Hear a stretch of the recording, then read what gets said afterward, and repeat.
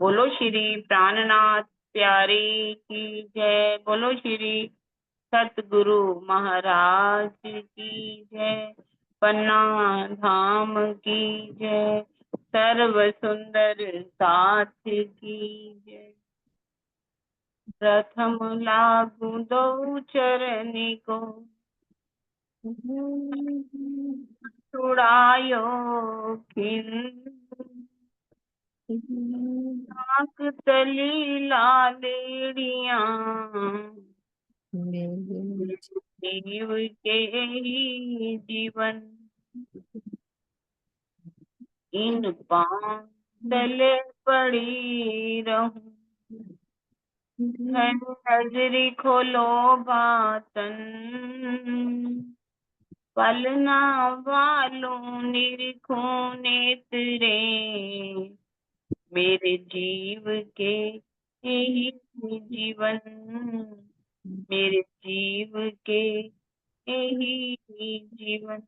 बोलो श्री प्राणनाथ प्यारी की। बोलो श्री सतगुरु महाराज की। प्रणाम जी संस्था जी। हम प्रकाश हिंदुस्तानी का टीका पढ़ने से पहले हमारे बीच में है अमिता जी। अमिता बहन वो अपना भाव रखेंगी। अमिता जी। बोलो श्री प्राणनाथ प्यारे की जय। सद्गुरु महाराज की जय। पन्ना धाम की जय। सर्व सुंदर साथ की जय। शोभा निरखो युगल पिया की नूर ही नूर भराय रे। शोभा निरखो युगल पिया की नूर ही नूर भराय रे। शोभा निरखो नैन रसीले तिरछी चितवन निरखता डारे वारे। नैन रसीले तिरछी चितवन निरखता डारे वारे। श्रवण सुनत पिया रूह की बातें। श्रवण सुनत पिया रूह की बातें। नासिका सुगंध भराय रे।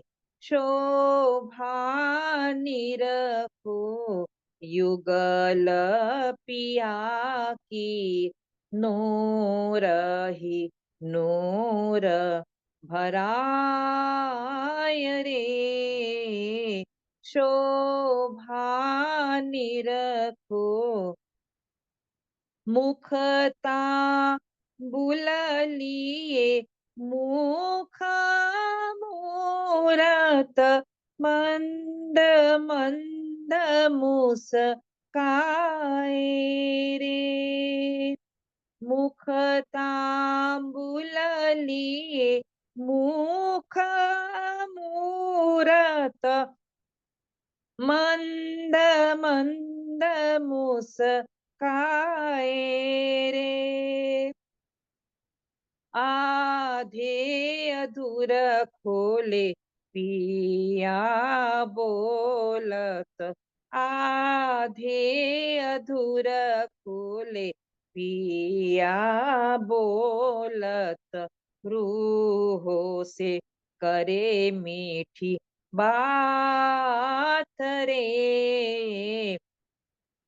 शोभा निरखो युगल पिया की नूर ही नूर भराय रे शोभा निरखो वस्त्र आभूषण सब है पूरन सुख बिन जामे और रे वस्त्र आभूषण सब है पूरन सुख बिन जामे और रे निरखी निरखी देखे जो ये आशिक निरखी निरखी देखे जो ये आशिक जो देखे सुख पाय रे शोभा निरखो युगल पिया की नूर ही नूर भराय रे मेरी रूह नयन की पुतली तीन पुतलियों की जो नैन रे मेरी रूह नयन की पुतली तीन पुतलियों की जो नैन रे तीन नैनों में राखूं पिया को तीन नैनों में राखूं पिया को मेरी रूह पावे सुख चैन रे शोभा निरखो युगल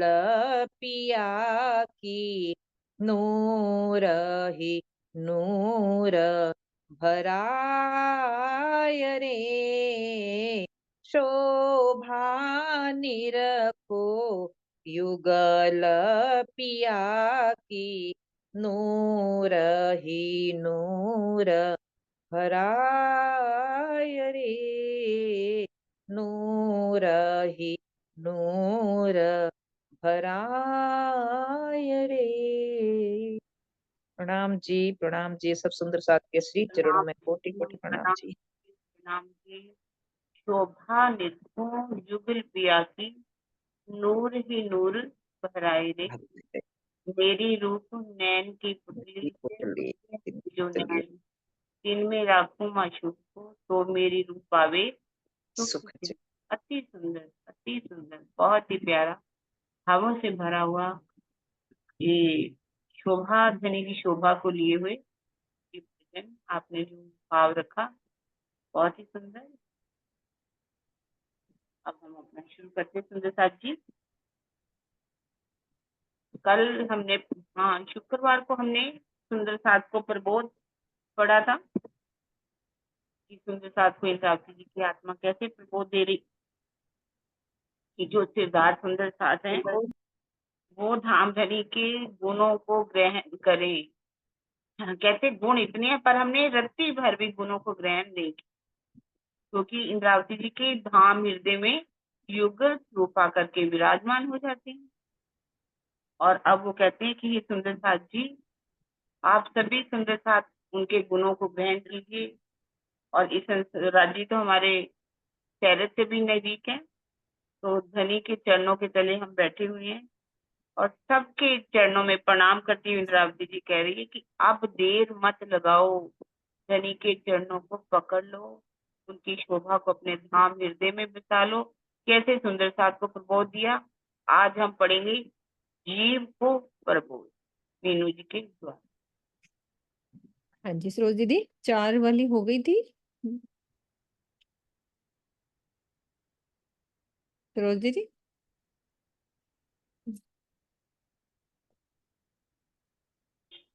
अनम्यूट करो।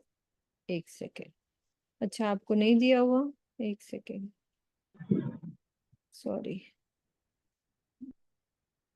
हाँ, इसमें बताओ जो 4 नंबर की हो गई थी चुपई, पूरा पूरा प्रकरण हो गया था ये। तो ये मेरा पीछे कैसे खुला हुआ है? पीछे 14 प्रकरण की 1 14 नंबर प्रकरण से। शुरू होगा। हाँ, 14 ये पूरा हो गया था ना, हाँ 13। 14 ठीक है, शुरू। जीव को प्रबोध, ठीक है। इस प्रकरण में जीव को उसके कर्तव्य बोध के संबंध में शिक्षा दी गई है। सुंदर सा जी, जीव को प्रबोध, जैसे अभी किरण दीदी ने हमें समझाया। चलते हैं, पहली चुपाई अपनी स्टार्ट हो रही है। मेरे अंध अभागी जीव, तू क्यों सोता इत, विध विध धनिये जगाया, अजहू ना घर सुजत। श्री इंद्रावती जी कह रही हैं कि मेरे अंधे भाग्यहीन जीव, तू अभी तक अज्ञान की निद्रा में क्यों सो रहा है।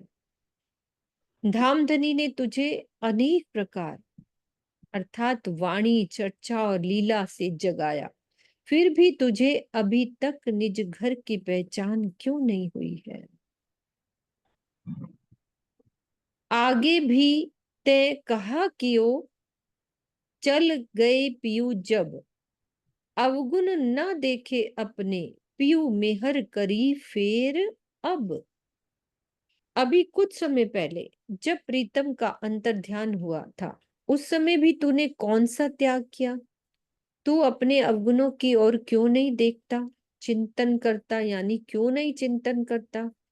धामधनी तो प्रेम के सागर है, उन्होंने पुनः प्रकट होकर अलौकिक मेहर यानी प्रेम भरी कृपा की है। तो यहाँ जीव के अवगुणों का क्या आशय है कि मायावी सुखों एवं विकारों में डूबकर प्रीतम के प्रेम को खो देना। हमारे अंदर जितने भी जीव के जो अवगुण है, उसमें हम क्या करते हैं, मायावी सुखों और विकारों में डूब जाते हैं और धनी के प्रेम को खो देते हैं, तो वो ही हमारे अवगुण है। तो आगे कह रही इंद्रावती जी की धाम धनी तुझकार ने, आए माया में दोए बेर, मेहर ना देखे पियू की, ऐसो हृदय निपट अंधेर। रे जीव, तू इस बात का भी विचार कर कि प्रीतम तुझे जगाने के लिए इस नश्वर जगत में 2 बार आ चुके हैं। पहली बार श्री देवचंद्र जी के तन में और दूसरी बार श्री महराज जी के तन में। तुम्हारे हृदय में तो माया का इतना घना अंधकार छा गया कि तुझे इस बात का नाम मात्र भी अनुभव नहीं हो रहा कि धामधनी तुम्हारे ऊपर अपार प्रेम की वर्षा कर रहे हैं, करते जा रहे हैं। आप पकड़ तू अपना, बल कर आंखा खोल। आप पकड़ तू अपना, बल कर आंखा खोल। दूध पानी दो जाहिर, देख नीके तारतम बोल। मेरे जीव, तू स्वयं को जान और अपने आत्मिक बल का उपयोग कर अपनी अंतर्दृष्टि को खोल। तारतम वाणी के वचनों का अच्छी प्रकार से चिंतन कर। इससे क्या होगा, तुझे अच्छी तरह से विदित हो जाएगा कि तेरे लिए क्या हितकारी है। मायावी सुखों का मोह हितकारी है या प्रीतम परब्रह्म का प्रेम। तो ये हमें आत्मचिंतन करने की आवश्यकता है। इंद्रावती जी कह रहे हैं कि दूध पानी दो जाहिर, कि माया और ब्रह्म दोनों जाहिर हो गए कि मायावी सुख चाहिए कि प्रीतम पर ब्रह्म का प्रेम चाहिए। पहले तो आंखा फूटियां, अब तो कछुक संभाल। पहले तो आंखा फूटियां, अब तो कछुक संभाल। ए जासी अवसर हाथ से, पीछे होसी कौन हवाल। पहले तो तेरी आंखें फूटी हुई थी, अर्थात जब धामधनी श्री देवचंद्र जी के अंदर लीला कर रहे थे, तब तुमने उनकी पहचान नहीं की कि ये कौन है। अब तो तुम कुछ संभल जाओ और पहले वाली भूल को ना दोहराओ।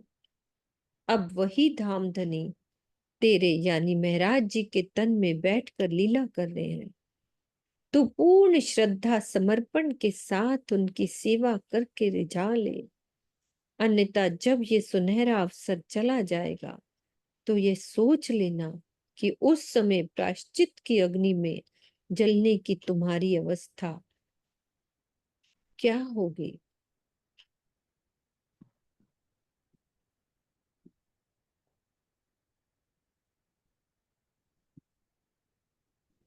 आगे उल्टा हुआ अकर्मी, अजहू ना करे कछु सुध, जागत नहीं क्यों जोर कर, ले हृदय मूल बुध।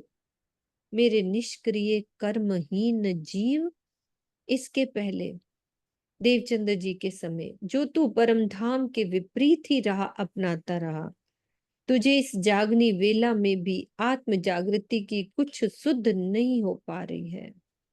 अपने हृदय में जागृत बुद्धि के ज्ञान का प्रकाश भरकर तू जागृत होने के लिए पूर्ण प्रयास क्यों नहीं करता। प्रसाद जी, आज भी यही चुपैया खाली उस समय की थोड़ी ना है। हमारे लिए क्या कहना चाह रहे राज्य महाराज, बोलो। शीतल दीदी, सरोज दीदी, क्या कहना चाह रहे हैं? हम सोचे उधर उस टाइम के लिए हो रही है, हमारे लिए तो है ना ये सारी वाणी हमारे लिए। प्रणाम जी दीदी। हम्म, ये तो इसमें रची हमें यही बताना चाह रहे हैं कि हमें अब संभलना है, पहचान करनी है, और पहचान करने के बाद उससे कभी रास्ता नहीं मोड़ना अपना, बस उसी रास्ते पर चलते जाना है। जैसे धनी देवचंद्र जी के अंतर ध्यान के समय की जो बात उन्होंने करी है मिराज ठाकुर जी ने, कि मैंने तब उनकी पहचान नहीं की। ये सारा प्रकरण ही इसमें यही बात करे कि अपने जीव को क्यों बार बार ये कह रहे हैं अभागा, कर्महीन, क्या कुछ उन्होंने बोल दिया, जबकि वो ऐसे नहीं थे। ये सारी वाणी तो उनके अंदर साक्षात सब कुछ विराजमान था, लेकिन ये हम सुंदर साथ के लिए ही प्रबोधन है कि हमें अपने सच्चे सतगुरु की पहचान करनी है, उनको पहचानना है, उनकी लीलाओं को देखना है, जी किसके अंदर बैठ के क्या लीला कर रहे हैं, और उस धाम से फिर हमें वापस नहीं मुड़ना। बस यही है कि हमें उस राह पर चलते जाना है। ये हमारे लिए सिखावन है कि जो राह हमें वो बताते हैं, वाणी बताती है, जो हमारे सतगुरु बताते हैं, हमें उस राह पर चलकर अपने धनी को पाना है। राम जी। नाम जी, पूर्ण प्रयास करना है ना किरण दीदी? पूर्ण प्रयास हम क्या क्या कर सकते हैं?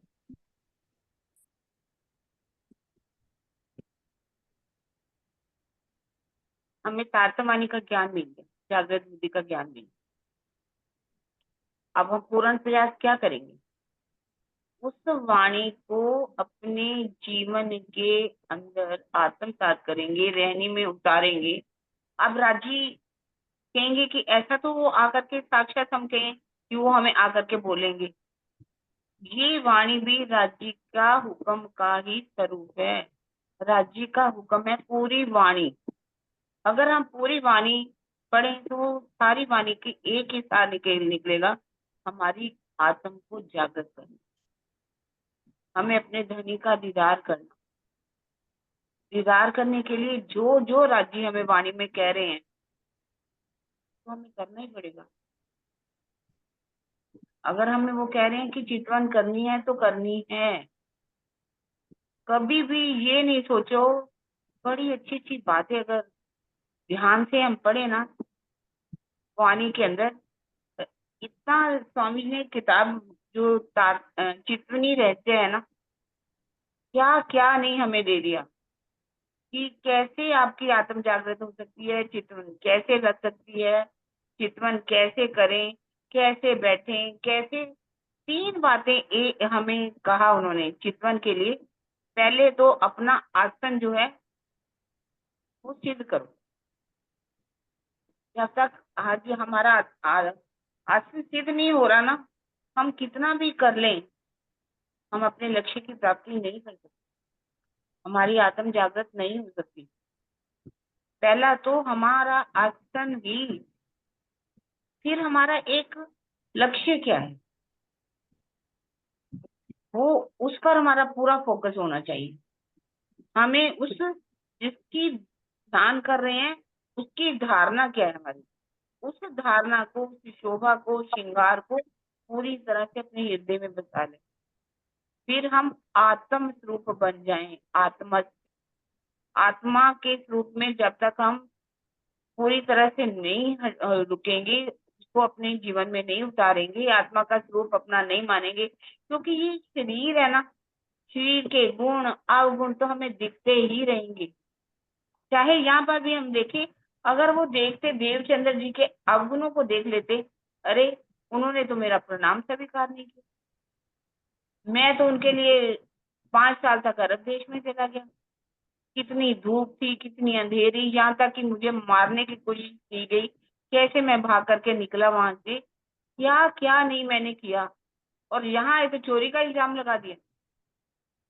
देखा जाए तो उनका अवगुण दिखाई देने लगता ना, पर देखिए उन्होंने उनके अवगुणों को नहीं देखा, वो आत्म के स्वरूप में पूरी तरह से आत्म स्वरूप बन गए, आत्मा मान लिया, शरीर की तरफ तो उनका ध्यान ही नहीं है। शरीर के अवगुण होते हैं, शरीर के अवगुणों को बिल्कुल भी नहीं देख, और हमारी गुण अंग इंद्रियों ने भी इसको घेर रखा है, अपनी गुण अंग इंद्रियों को भी की तरफ नहीं जाने देना, अंतःकरण भी नहीं मानना, अपने आप जीव भी नहीं मानना। जीव के अवगुण, सब जीव के गुण अवगुण दिखाई देते रहते, इनके गुणों अवगुणों को मत देखिए, अपने आप को आत्म स्वरूप हो जाइए। फिर आत्म स्वरूप के बाद भी वो कहते हैं कि जब तक आपने अपने आप को परात्म का स्वरूप नहीं माना ना, परात्म का स्वरूप जिस दिन हमने मान लिया ना कि हमारा स्वरूप क्या है, पर आत्म है। राज्य ने कहा, रूहो तुम मेरे तन हो, तुमको इश्क जो मेरे दिल। जब राज्य के हम तन हैं, तो पर राज्य के हम अंग हैं, तन है, तो फिर स्वरूप कौन सा हमारा हो गया, राज्य का ही तो स्वरूप हो गया, उसके अंदर कौन है। हमें इन चीजों को देख करके अपनी आत्म पूर्ण प्रयास करना चाहिए, चलते रहना चाहिए। राज्य दीदार दे रहे हैं या नहीं दे रहे, इस बारे में तो बिल्कुल सोचना ही नहीं। आशिक जो है लुटाना जानता है, लुटाना जानिए, प्रेमी बनिए, आशिक बनिए। यदि परम धाम में कहा तो वास्तव में हमें यहाँ आशिक बनना ही पड़ेगा। जब तक आशिक नहीं बनेंगे ना, कुछ नहीं। आशिक को कुछ नहीं मतलब होता कि वो मेरे लिए क्या कर रहा है, उसको मत देखो, हम क्या कर रहे हैं, उन्हें जो हमें दिया क्या हम उसको कुछ लौटा पा रहे हैं। उन्होंने तो धनिये तो धन बहुत दिया, धनी ने तो हमें इतना कुछ दे दिया, पर हम क्या कर रहे हैं, क्या हम इन चीजों को ले रहे हैं, पूर्ण प्रयास कर रहे हैं। तो मेरे को जहां तक लगता है वैसे पूर्ण प्रयास हमें करना है। बिल्कुल दीदी, बिल्कुल। सरोज आंटी उठ जाओ, पानी पी लो। आप अच्छा है, देखो कैमरा खोल के बैठे हो, आपको ये नहीं लग रहा कि मुझे नींद आ रही है तो मैं कैमरा बंद कर लूं, है ना। आपकी ये बहुत अच्छी आदत है, ये तो इनकी तारीफ है।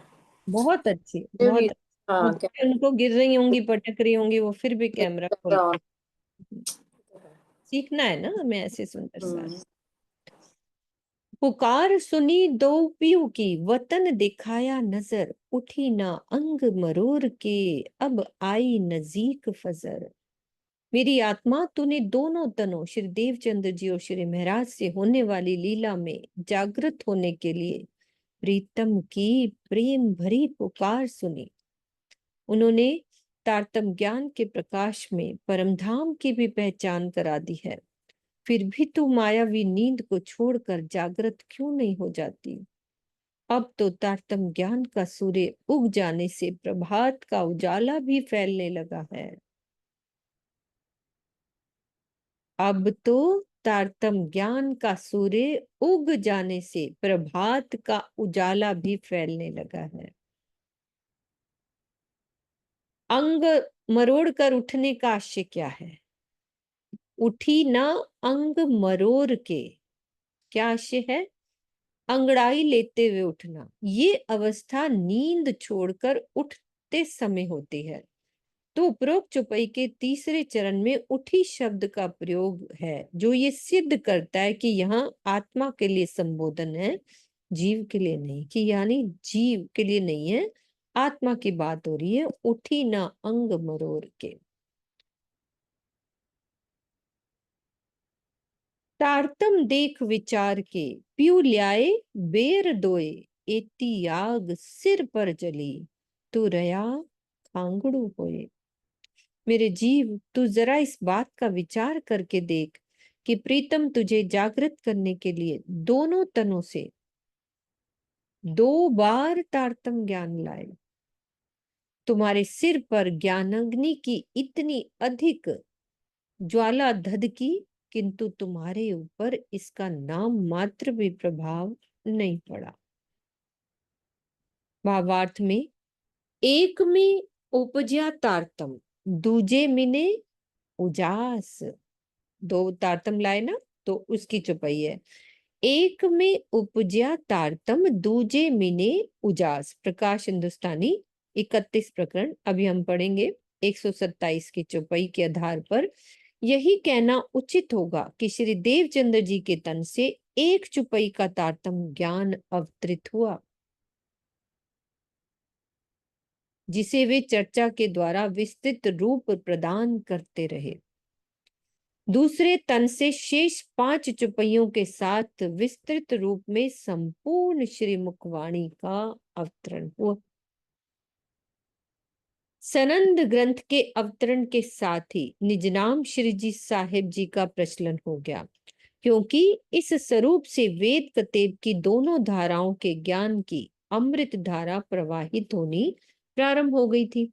ये विशेष बात है कि प्रकाश हिंदुस्तानी और कलश हिंदुस्तानी का अवतरण सनंद ग्रंथ के अवतरण के पश्चात ही हुआ। सिर पर आग जलने का आशय है कि मस्तिष्क द्वारा ज्ञान के प्रकाश को ग्रहण करना। खांगड़ू यानी दाल का एक ऐसा अन्न होता है जिसे कितना भी गर्म जल में उबाला जाए, किंतु वो गलता ही नहीं है। इसको क्लियर करो दीदी कि पहला तारतम में क्या था। निजनाम श्री जी एक में उपजा, जो एक चौपाई उतरी थी देवचंद्र जी के द्वारा। एक में उपज्या तारतम, दूजे मीने उजास। हम्म, पहला तारतम जो है, जब देवचंद्र जी को श्याम जी के मंदिर में स्वयं राज्य आकर के दर्शन देते हैं, सारी पहचान करा देते हैं, तू कौन आई, क्यों कर, कहाँ है तेरा वतन, मतलब तुम्हारे द्वारा भागवत के भेद खुलेंगे, तुम ही ब्रिज में आई थी, तुम ही रास में आई, तुम ही जाओ और बुलाए ले आओ, तुम रूह अल्लाह रूह है जो मेरी आशिक। सारी बातें चित हो जाती हैं। कहते धनी कहाँ जाओगे, कहते अंदर तुम्हारे आकार के आए के बैठे हो, हम आपके अंदर आकर। फिर कहते क्या पूछना मुझे, मुझे कुछ नहीं पूछ। फिर घर आ जाते,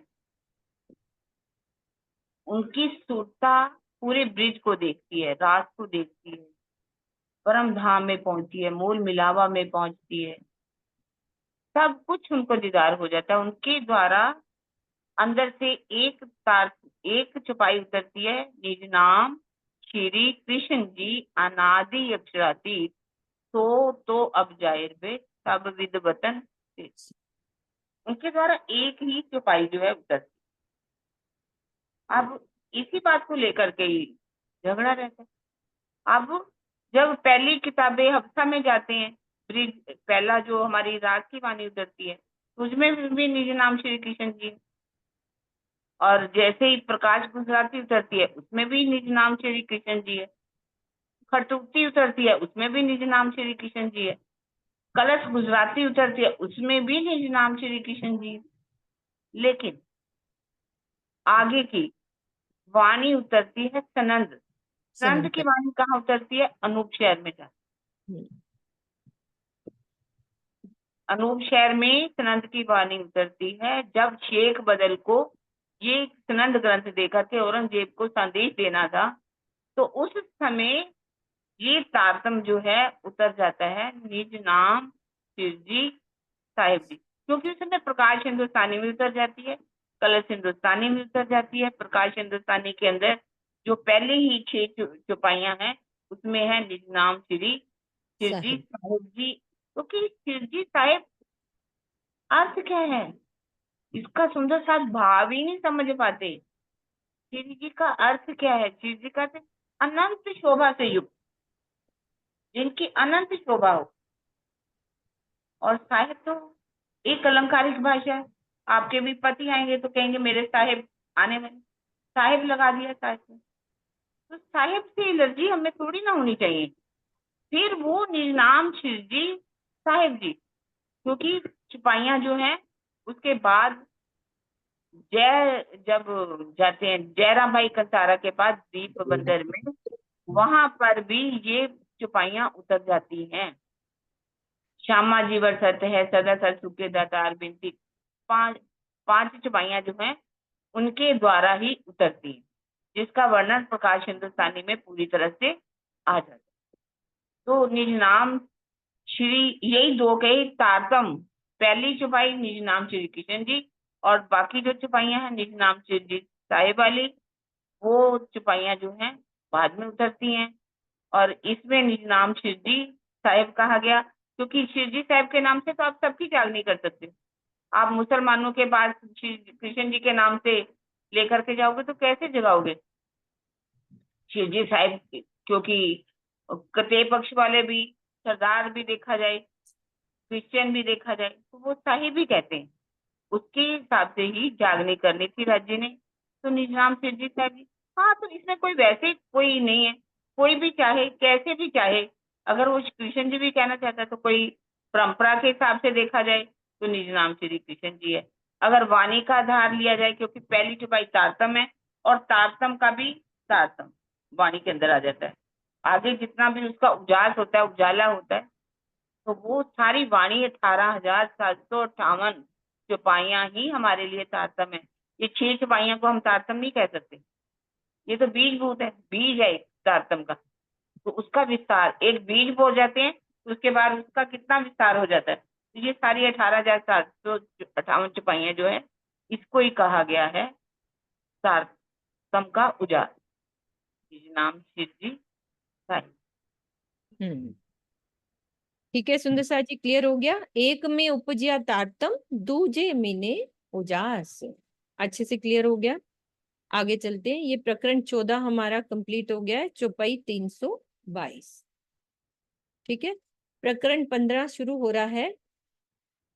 मेरे जीव अभागी रे, जिन भूले तू अब, इन मोहजल से काढ़न वाला। हाँ जी, पहले कुसुम दीदी का क्वेश्चन लेते हैं। कुसुम दीदी आओ आप।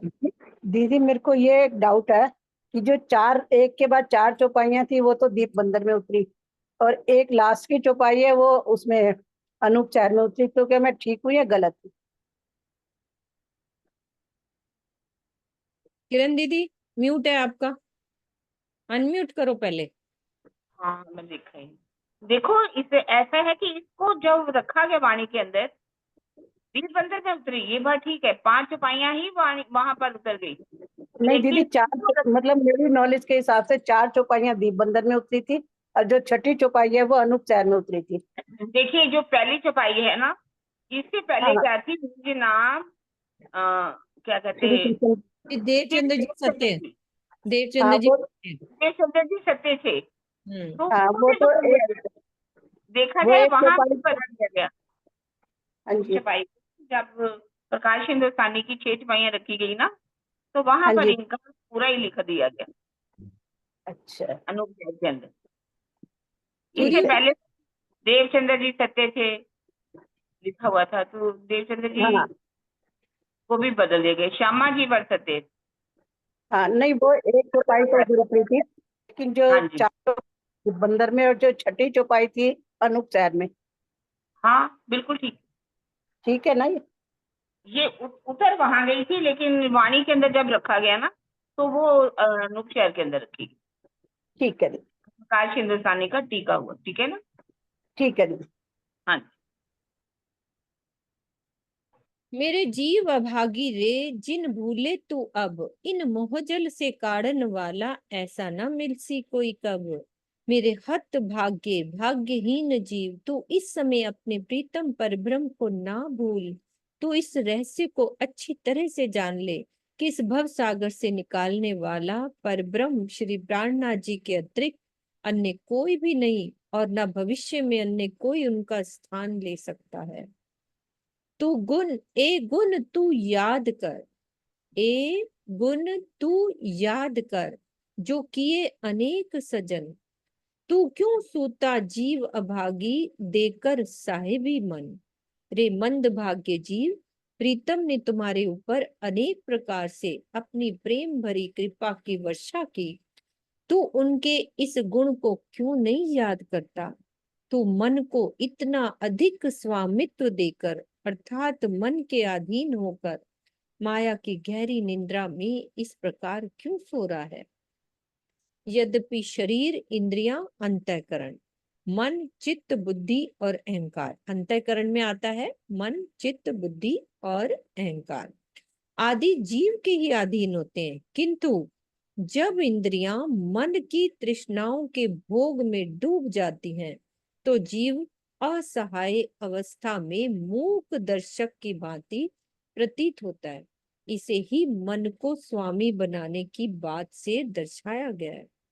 वास्तविकता ये है कि मन को जीव के अधीन रहना चाहिए, किंतु यह तभी संभव है जब जीव जागृत हो और इंद्रियों के राजा मन के प्रपंचों यानी सुखों की तृष्णा में ना फंसे। वैसे तो होना चाहिए ना, मन को जीव के अधीन रहना चाहिए, लेकिन जीव जब मन इंद्रियों में फंस जाता है तो वो जीव खड़ा खड़ा मूक होके देखने लग जाता है, क्योंकि उस जीव में जागृति नहीं होती, वाणी का ज्ञान नहीं होता। लेकिन जब जीव वाणी से जागृत हो जाता है तो वो मन को भटकने नहीं देता, फिर मन भटक ही नहीं सकता। पहले ते काढ़े वचन, सो क्या मन की डोर, बुद्ध मन तेरे बैठे रहसी, जीव को क्रोध काढ़सी जोर। पहले ते काढ़े वचन, पहले तो तूने प्रीतम के वियोग में हृदय को झकझोरने वाले वचन कहे। सो क्या मन की डोर, तत्पश्चात उनके अनंत गुणों को भी गिनने का प्रयास किया। तुम्हारे इस प्रकार के रूखे व्यवहार से तो ऐसा लगता है कि कहीं वह सब तुम्हारे मन की भावुक कल्पना की दौड़ तो नहीं थी। समझने वाली बात है ये, कि प्रीतम के वियोग में हृदय को झकझोरने वाले वचन कहे, फिर गुणों को गिनने का भी प्रयास किया। तो कह रहे हैं कि इस प्रकार के रूखे व्यवहार से तो ऐसा लगता है कि कहीं वह सब तुम्हारे मन की भावुक कल्पना की दौड़ तो नहीं थी। यदि तुम्हारी बुद्धि और मन इसी प्रकार मायावी तृष्णाओं में ही लिप्त रहेंगे, तो प्रीतम का आदेश तुम्हें अपनी शक्ति से क्रोध पूर्वक यहाँ से परम धाम ले जाएगा।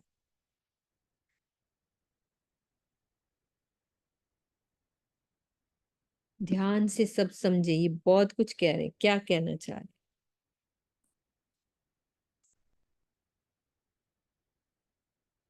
हाँ जी मम्मी बोलो।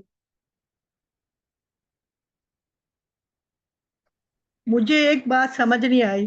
ये जो निजाम हमारा है, वो पहली वाली चुपाई तो हमारी कृष्ण के नाम से हुई, और 4 चुपाइयां हमारी मतलब किस किस मतलब से अनूप शहर में उतरी, ये जरा फिर से समझा दो। ठीक है, ये चुपई के बाद, पहले ये लिंक बना हुआ है, इस चुपई के बाद करते हैं। फिर दोबारा समझा हाँ दो। जी हाँ जी, दोबारा, अभी पहले चुपई का लिंक ले लें, फिर आपको बाद में ये वाली भी क्लियर करेंगे। हाँ जी सुंदर सा जी, क्या कहने चाह रहे हैं राजी? पहले ते काढ़े वचन, सो क्या मन की डोर, बुद्ध मन तेरे बैठे रहसी, जीव को क्रोध काढ़सी जोर। मैं भावार्थ पढ़ लेती हूँ।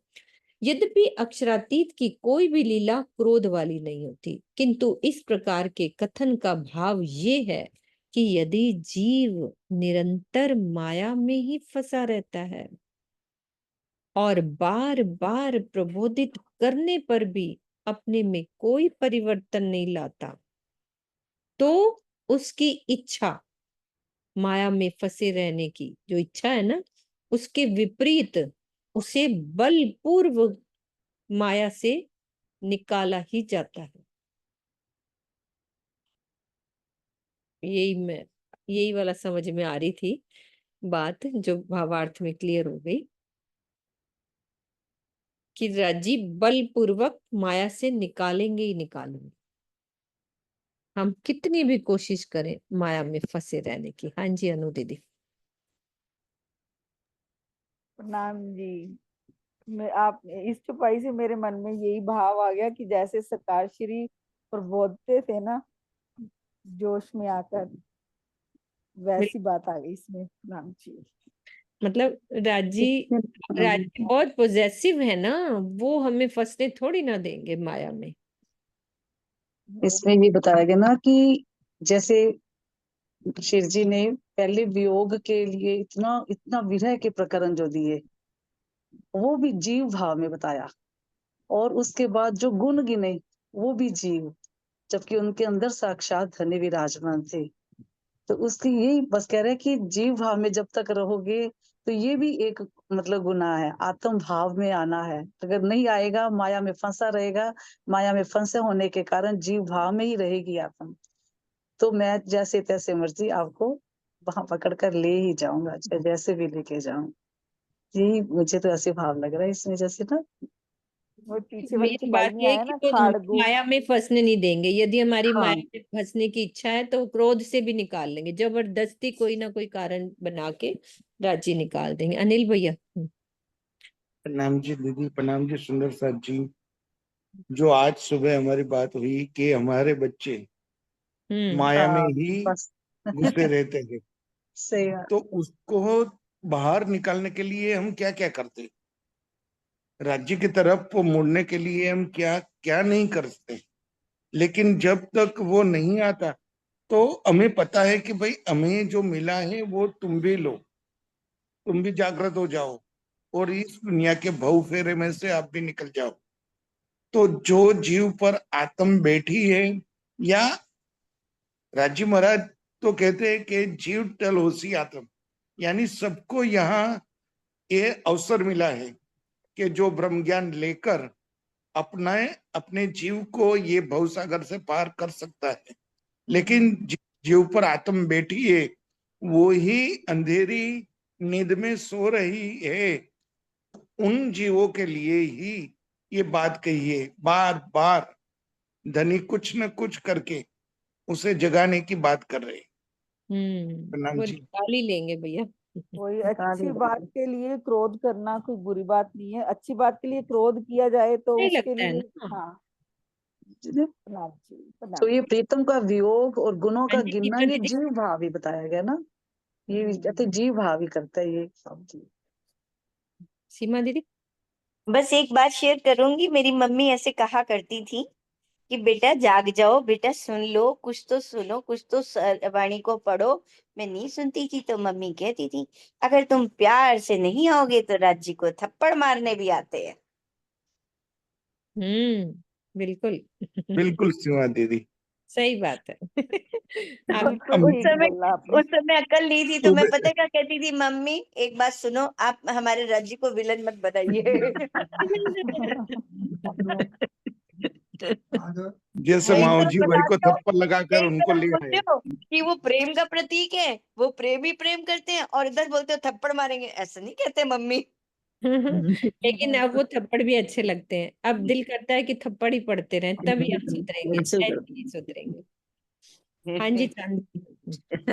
मैं सीमा की बात को ही पूरा कर रही थी, करने वाली थी कि आगे से बोलती थी मम्मी आप राज्य को विलन मत बना दो।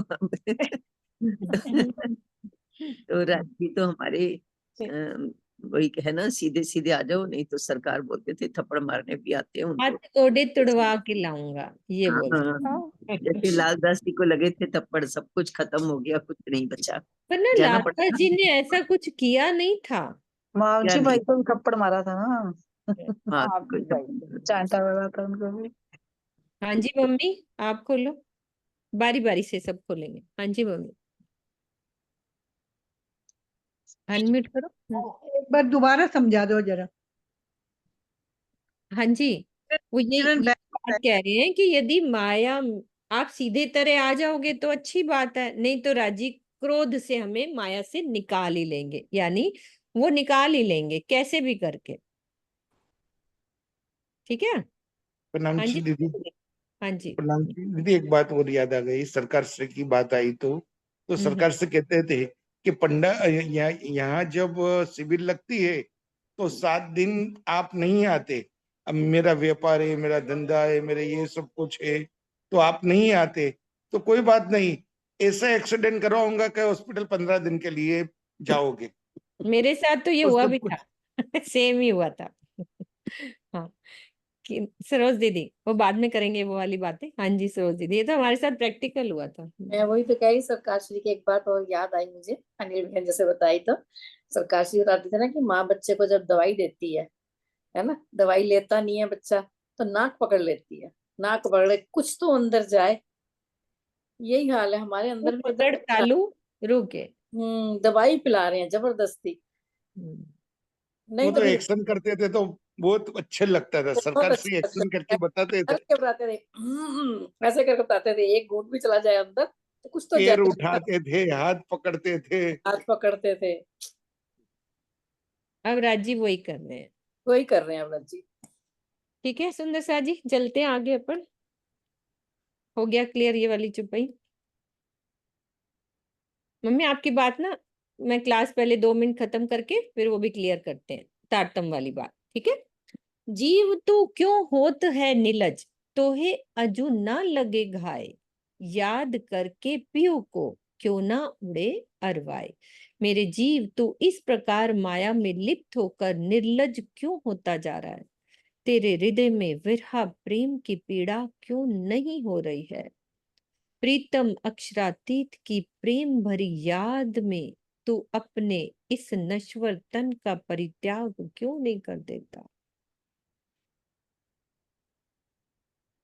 जो अब जीवरा भूल सी, तो देखी तेरी बिध, काढ़ूंगी तुझे जोर से करके बुरी सनंद।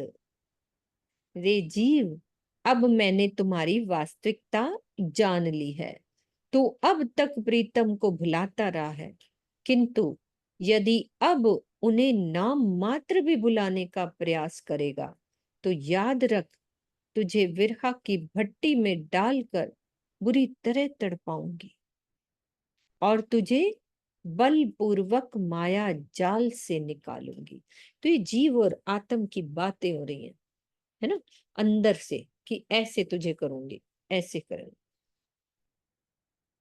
पहले तो ते बुरी करी, अब जिन चूके अवसर, पीयूतों को वतन में बुलावत हैं हंस कर। पहले तन की लीला में तूने भयंकर अपराध किया, जो अपने प्राणेश्वर को की भुला बैठी। अब इस दूसरे तन की लीला में किसी भी स्थिति में तू अपने आराध्य को ना भूल, उन्हें रिझाने का सुनहरा अवसर ना खो। प्रीतम तुझे हंसते हुए निज घर बुला रहे हैं। तो उपरोक्त चुपई में संशय होता है कि जीव का घर किसके लिए संबोधित किया गया है, परम धाम के लिए या सत्स्वरूप के लिए, क्योंकि जीव ने वहां खंड होना है सत्स्वरूप की पहली विष्ट में, या श्री इंद्रावती जी के धाम हृदय के लिए। फिर क्या समझा रहे हैं कि परम धाम तो पूर्ण अति पूर्ण है, उनमें से किसी ब्रह्म सृष्टि का निष्कासन या काल माया और योग माया के किसी भी चैतन्य का उसमें प्रवेश असंभव है।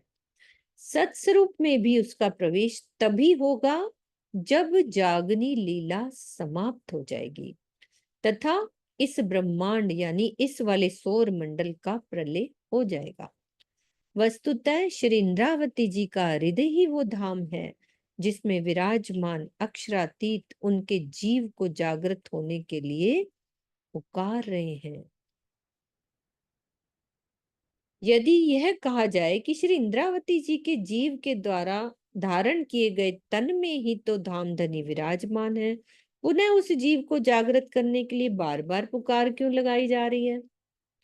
जब अक्षरातीत ही उस जीव के तन में बैठे हैं तो जीव का नींद में होना असंभव है। तो इसके समाधान में यही कहना उचित होगा कि संपूर्ण तारतम वाणी में श्री इंद्रावती जी ने स्वयं को ही दोषी बनाकर जागृति के लिए कठोर शब्दों का प्रयोग किया है और शिक्षा लेकर हमें जागना है, जिससे शिक्षा लेकर हम सुंदर साथ जागृत हो सके। यदि कहीं सुंदर साथ को संबोधित करके कहा भी है तो बहुत ही विनम्र और प्रेम भरे शब्दों में। अपने को तो इतने कठोर शब्द कह दिए, और सुंदर साथ की जहां बात होती है तो बहुत प्रेम भरे शब्दों में कहते हैं। जैसे कि वाणी में क्या कहा, मेरे प्यारे से जाने मेरे साथ जी, जिन रहो विखे रस लाल, पांव पकड़ कहे इंद्रावती, उठ खड़े रहो जाग। कितने प्यार से उन्होंने बोला है हमें, और खुद के लिए कितना कठिन कठोर कितने शब्द ऐसे बोले।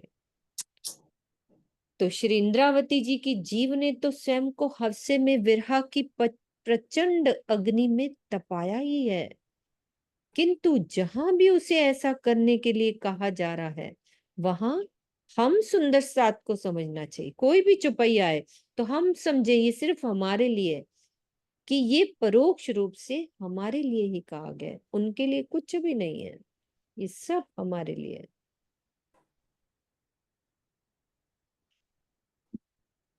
ससुई सो भी यूं कहे, मैं हाथों अपना मार, पुनों पुनों की बधाई में देऊं कोट सिर उतार। अपने प्रीतम के विरह में तड़पती हुई शशि इस प्रकार कहती है कि जो भी व्यक्ति मेरे पुन्नु के आने की बधाई देगा, उसे मैं करोड़ों बार अपना सिर काट कर समर्पित कर दूंगी। उपरोक्त चौपाई के द्वारा सूफी मत में प्रचलित शशि पुन्नु की अमर प्रेम कहानी के माध्यम से यह सीख दी गई है कि जब जीवों में इतना गहरा प्रेम होता है तो हम सच्चिदानंद परब्रह्म को अपनी आत्मा का प्रीतम मानकर भी क्यों नहीं प्रेम करते। ये कहानी इस प्रकार प्रचलित है। कहानी बता रहे हैं, वो पढ़ते हैं अपन, कि सिंध प्रांत के भंबोर राजा के यहाँ एक कन्या का जन्म होता है, जिसके संबंध में ज्योतिषी भविष्यवाणी करते हैं कि इसका जन्म अशुभ है। परिणाम स्वरूप राजा उसे लकड़ी के बक्से में बंद करके सिंधु नदी में बहा देता है। ठीक है, नदी में उस बहते हुए बक्से को एक धोबी पा जाता है। खोलने पर उसमें से चंद्रमा जैसी सुंदर कन्या प्राप्त होती है, जिसे अपनी पुत्री मानकर उसका नाम शशि रख देता है। तो सूफी फकीरों ने उसे शशुई कहकर संबोधित किया है। अब क्या होता है, युवा होने पर शशि के सौंदर्य का समाचार चारों ओर फैल जाता है। बलूचिस्तान के बादशाह मीर अली होद खान के बेटे मीर पुनहु खान यानी मीर दोस्तिन होद तक ये सूचना पहुंच जाती है। पुन्नु उनसे मिलने के लिए सादे वस्त्रों में आता है। पहली ही दृष्टि में उसे शशि से प्रेम हो जाता है। जब पुन्नु शशि के धर्म पिता धोबी से विवाह का प्रस्ताव रखता है तो वह शर्त रखता है कि यदि तुम वस्त्रों को अच्छी तरह से धो लोगे तो तुम्हारा विवाह हो जाएगा। वस्त्र धोते धोते शशि और पुन्नु में प्रेम बहुत गहरा हो जाता है। पुन्नु एक एक वस्त्र में अशर्फियां डालकर धोबी को प्रसन्न कर लेता है। अशर्फियां डालकर धोबी को प्रसन्न कर लेता है। अंततः दोनों का विवाह हो जाता है। किंतु पुन्नु के घर वालों को यह स्वीकार ही नहीं था कि उसका विवाह एक सामान्य परिवार की लड़की से हो। इसीलिए अपने राजघराने की गरिमा की रक्षा के लिए वे रात्रि के समय पुन्नु को बहुत अधिक शराब पिलाकर बेहोश कर देते हैं और चुपचाप राजमहल ले आते हैं। जब शशि को यह पता चलता है कि उसका प्रेमी उसे छोड़कर चला गया है तो उसकी खोज में वो घर से अकेले ही निकल पड़ती है। विरह में तड़पती हुई रेगिस्तान में भटकने लगती है। एक चारवाहा पानी पिलाकर उसकी प्राण रक्षा तो करता है, किंतु उसके मन में पाप आ जाता है।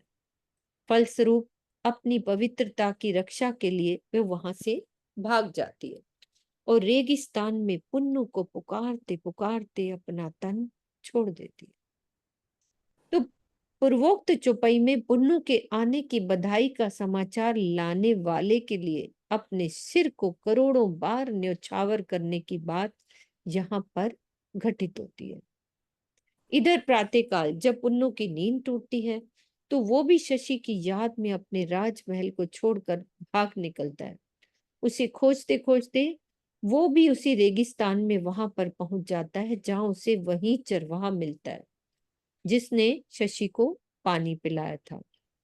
पुन्नु की विरावस्था को देखकर चरवाहा सारी स्थिति को समझ जाता है और उसे सारी बात बताकर वहां ले जाता है जहां शशि ने अपना तन छोड़ा था। पुन्नु वहां पहुंचते ही विरह में पागल हो जाता है तथा तड़पते तड़पते रेगिस्तान की बालू में अपना तन छोड़ देता है। इस प्रकार दोनों प्रेमी एक ही स्थान पर एक दूसरे के विरह में अपने शरीर का परित्याग कर देते। तो सूफी मत के अनुसार इन प्रेमियों पद्मिनी, रतन सिंह, लैला मजनू, सोनी महिवाल और हीर रांझा ने भी इसी प्रकार एक दूसरे के विरह में अपना तन छोड़ दिया था। तो ये प्रेमी परमधाम की ब्रह्म सृष्टियों को संदेश दे रहे हैं कि तारतम्य न होने पर भी उनका त्याग भरा प्रेम प्रशंसनीय है।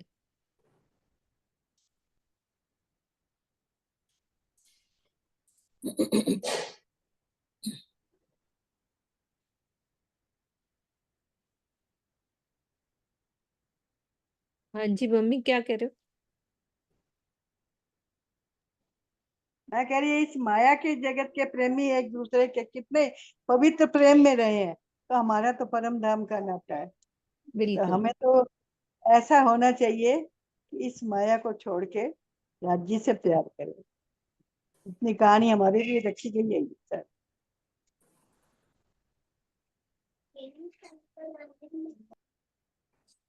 क्यों ना देखे ए वचन भट्ट परो मेरे जीव, तू लेत नमूना किनका, तू कौन कौन तेरा पियो। मेरे जीव तुझे धिक्कार है। लौकिक प्रेम की यथार्थता को दर्शाने वाले इन वचनों को तू क्यों नहीं देखता? प्रेम के स्वरूप को समझाने के लिए जीव सृष्टियों ने इन प्रेमियों का नमूना लेते समय जरा सोच कि तू कौन है और तेरा प्रीतम कौन है।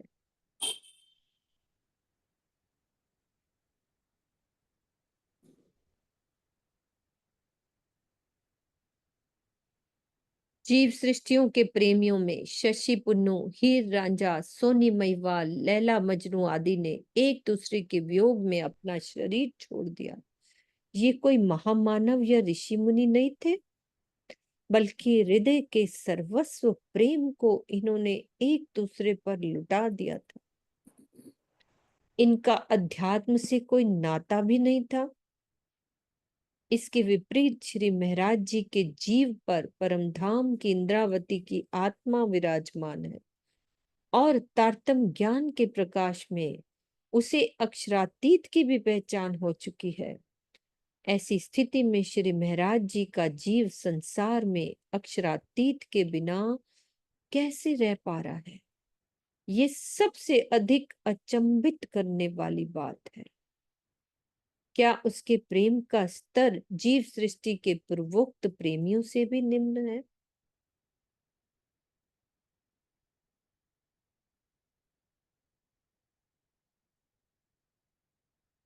हाँ जी अनिल भैया।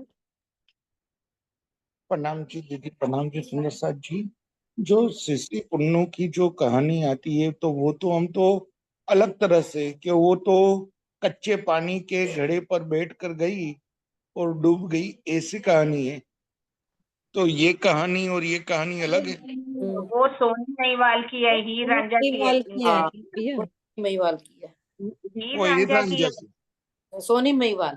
सोनी महिवाल की। ये उसकी थोड़ी ना, फिल्म तो ये आई तो थी ऐसी सोनी है महिवाल कहानी, के इस तरह की। ये शशि पुन्नु वो की। अलग है। ये वाली जो है शशि पुन्नु की अलग है, वो अलग है। वो अलग है। दूसरे घड़े से मिलने जाती है। मेरे भी वो पहले हीर दिमाग रांझा की है। जो ननद होती है वो घड़ा बदल देती है। बड़ा बदल देती, पहले मेरे भी दिल में यही बात आई थी। हाँ, मैंने घड़ा बदल देती है। कच्ची हाँ। मिट्टी में डाल देती है घड़ा। तो दीदी इस बात को क्लियर करो, क्या कहना चाह रहे हैं राज जी? मतलब कहने का है कि अगर दुनिया के जितने भी प्रेमी हैं, है ना, जिनका प्रेम जो आप हमारा तो हकीकत और मार्फत का प्रेम हम कहते हैं ना, उनका इश्क कौन सा है? एक हिस्सी होता है, एक नफसी होता है ना। वो एक आंखों का प्रेम है, एक यहाँ के दिल की बात कह सकते हो। उनको शरीर से कोई लगाव नहीं था। वो कह रहे कि अगर उनका प्रेम इतना है तो हमारा प्रेम कितना होना चाहिए। मैं राजी कह रहे कि अगर संसार के जीव जो हैं वो अपने प्रेमी के बिना नहीं रह सकते, कि कितनी एक चंबित करने वाली बात है कि हम जीव सीखी भी हमें एक तरह से ना, पर वो शर्मिंदा कर रही है, मजाक उड़ा रही सुनने से। हमारे मजाक उड़ा रही है, शर्मिंदा कर रही है कि आप अपना प्रेम देखो और दुनिया वालों ने प्रेम कितना करके दिखा दिया।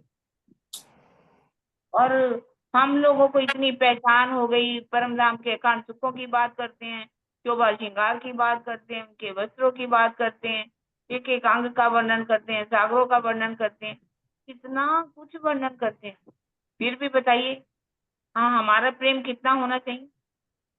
तो नहीं है हमारे अंदर प्रेम जरा भी।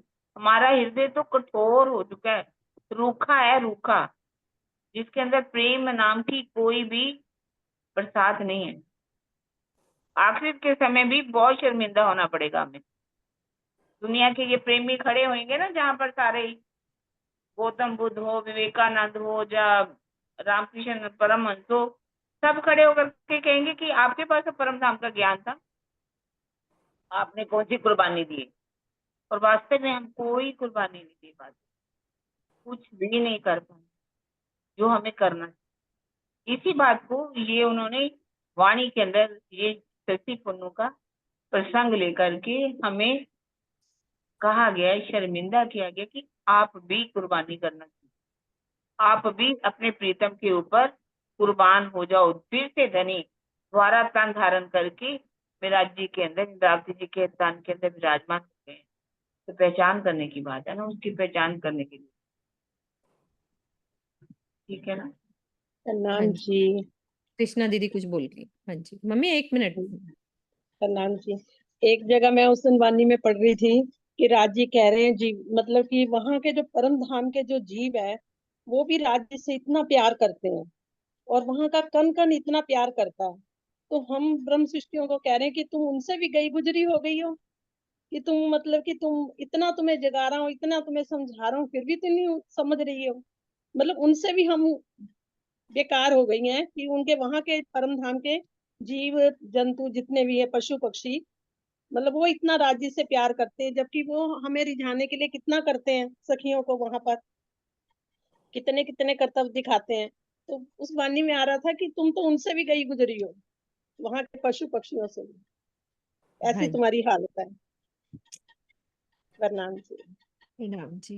हाँ जी मम्मी।